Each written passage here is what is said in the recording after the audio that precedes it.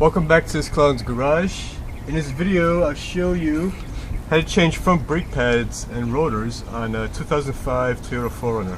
I have a series of brake videos, so you can peruse through my channel and subscribe if you want to see those.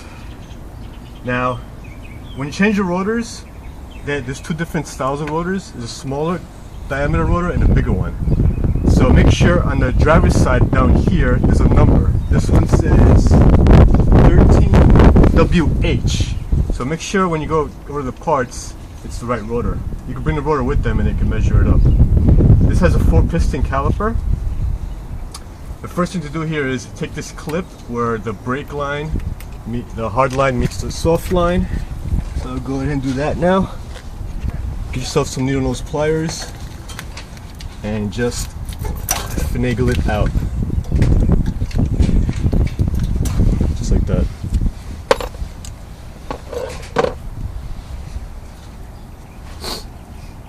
Next thing, you have two 17mm bolts. They are right here. One is down here, right down there, and the other one is up here. So once you take that off, the whole caliper comes right out. Now if you don't have air tools, you might want to get yourself a ratchet with a bar on it as an extension, because this sometimes it's really hard to get off, and the air gun sometimes doesn't even work.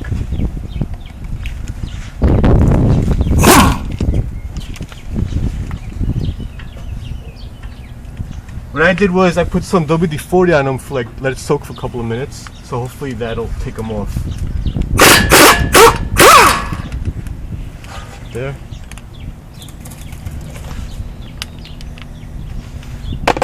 Like I said, these are 17mm bolts. Now the bottom one.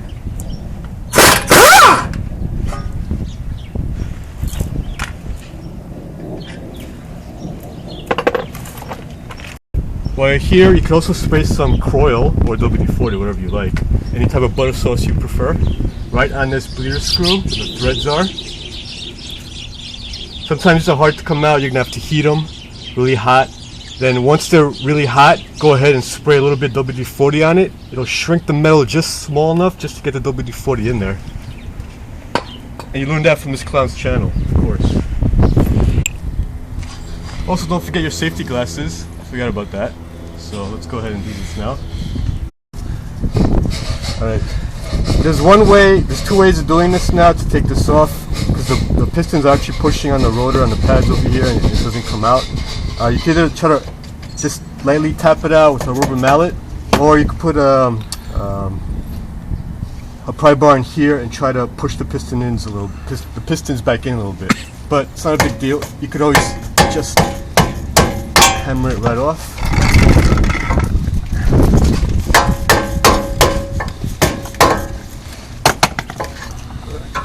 Just like that. Now over here, you might want to push it in a little bit so you can have room to move this around. Alright, now if the rotor doesn't come off, you can whack it a couple times here with a hammer. You know, it should pop right off, should break that rust off. So go ahead and take that off.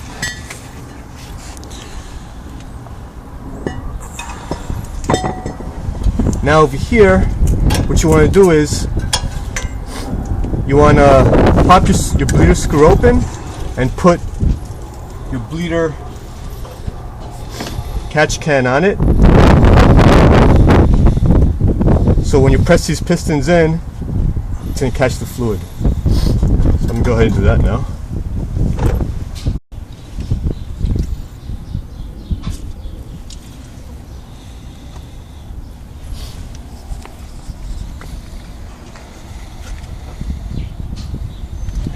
So that's cracked open.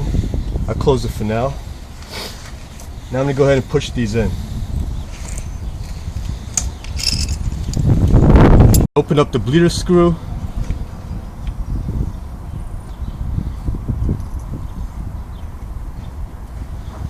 And then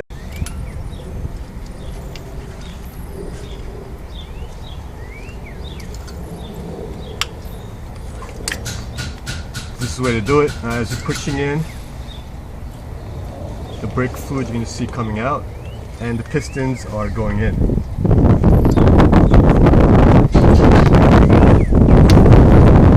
Try to go all the way down.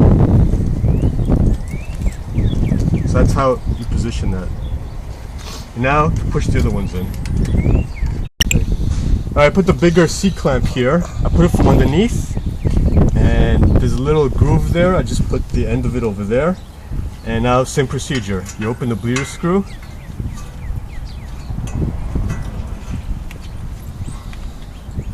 And you go ahead and clamp down on this so you can push the pistons in. And as you can see, the brake fluid coming out. Now what I also did here is I got a bottle of brake fluid, and I opened up the master reservoir, and I suctioned out with a turkey baster all the brake fluid on top, and I put in new brake fluid. As you can see, the pistons going in.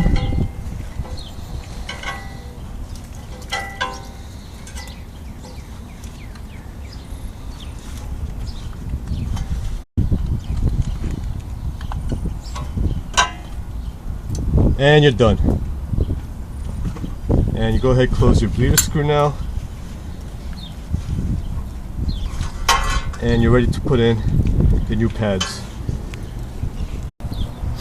Alright, now you get yourself a pair of needle nose pliers, and there's a clip over here that the slider goes through, and it catches onto the brake pads over here in these holes.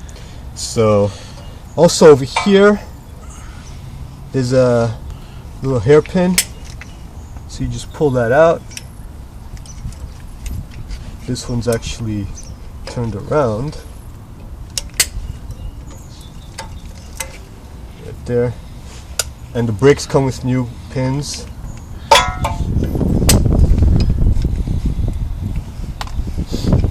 And now you can just slide these out. Like that. And that's the clip. I'll show you how that goes in a second. Just like that. And you can pop this out now on top. Now, one thing to note here, if you take these bolts off, these four over here, this comes off and the brake fluid will spill all over the place. So you can just take it off like the way I'm showing you now. And one other thing to note over here is the brake pads, make sure they go in the same way. You see this sensor over here? That goes down just like this. So that's very important also, to be aware how these brake pads go. Now time to install the new brake pads. Alright, I put a little bit of disc brake quiet just over here where the pistons meet. So I'm going to go ahead and put that in. This goes in. The U shape goes towards the axle all the time. So this one goes here, just like that. And the other pad, this goes in like this with the sensor on this one. Now this car, as you were driving, you heard the sensor squeals on the rotor. So that was a good indication that this thing needed pads. Just like that.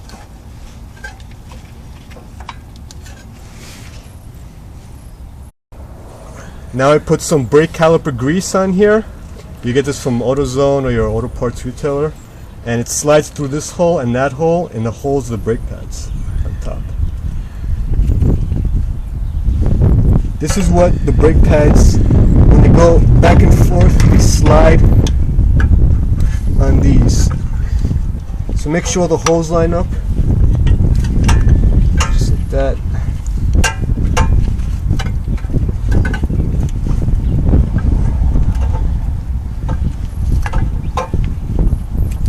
Like that.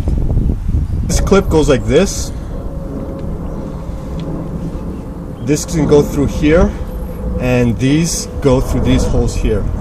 So we'll go ahead and do that now.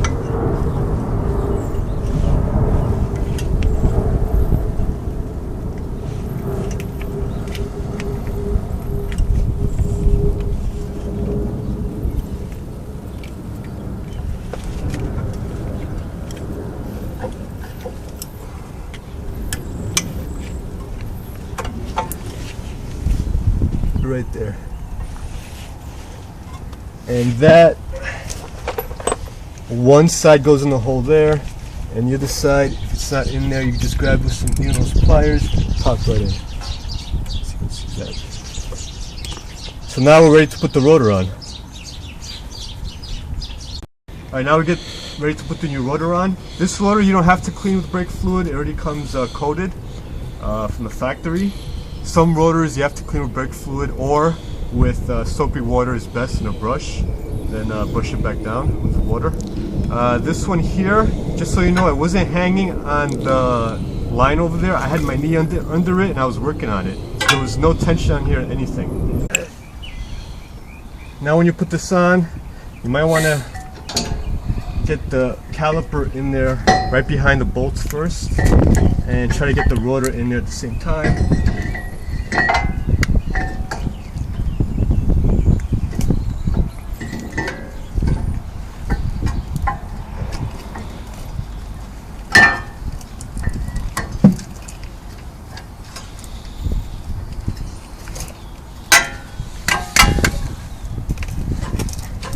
Just like that.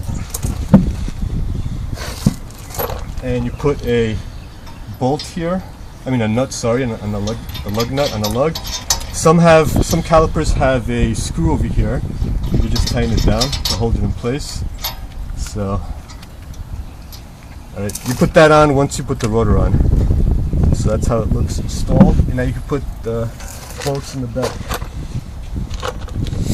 17mm bolts. One on the bottom and one on top. And you can also pull this through.